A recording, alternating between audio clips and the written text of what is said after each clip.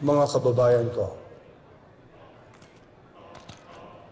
malungkot kong ibabalita sa inyo ng ating presidente ay nasa hospital ngayon at nasa critical na kondisyon.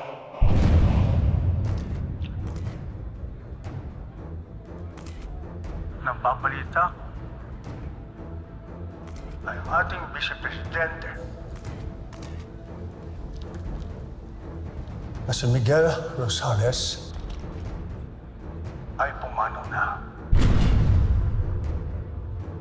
At ngayon, sa kasalukuyan, ay inimbestigahan ng ating kapulisan ang naganap na pananambang sa dalawang pinakamakapangyarihan na pinuno ng ating bansa. Sa hindi inaasahang pangyayari, ako, si William Romero, ang inyong Senate President, ang magiging acting President ng Republika ng Pilipinas sa bisa ng ating konstitusyon.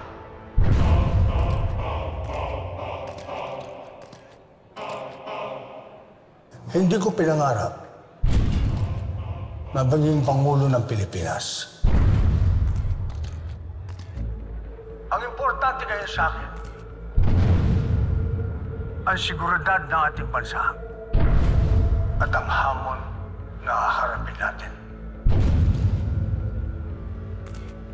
Kaya gagampanan ko ang pagiging Pangulo ng Pilipinas na may tapang at integridad. Bilang tagapaglingkod ng bayang ito na inulma at pinatatag ng sandatang lakas ng Pilipinas.